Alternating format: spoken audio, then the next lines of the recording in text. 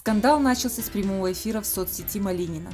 В ответ на шутливую просьбу «Докажи, что ты натурал», Илья ответил, что он больше не может им оставаться, поскольку иначе не получит высокие компоненты. Эта фраза стала кульминацией для громкого скандала. Также Малинин умудрился затронуть фанатов Юдзуру Ханю. Илья сказал: «Он меня поздравил, был милый», а потом добавил: «Но мы-то знаем, что он разозлился».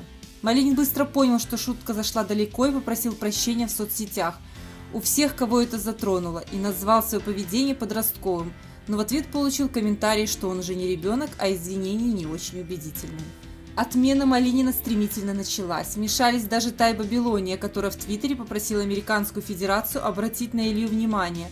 Позже она удалила пост, но лайкнула сообщение пользователя, который разнес фигуриста за неискренность извинений.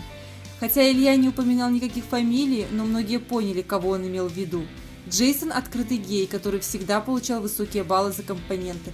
Также Илья, возможно, мог держать обиду на Брауна.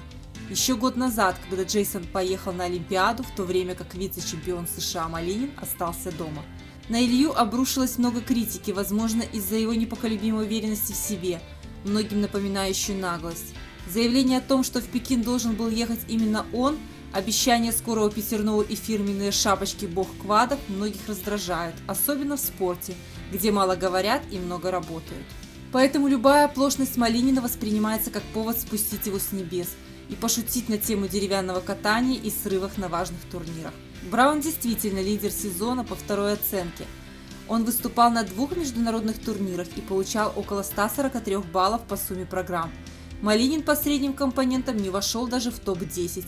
Выше него Грассель, Ямамото и Садовский.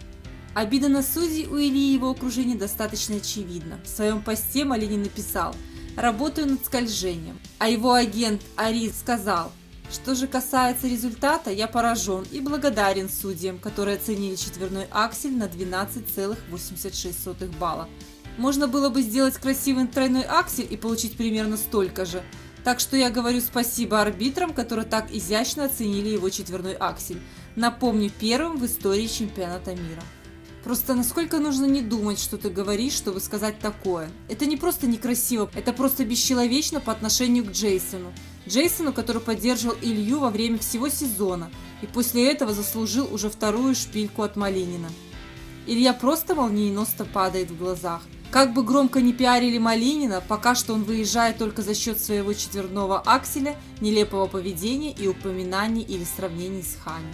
На этом у меня все. Спасибо, что досмотрели до конца. Пока!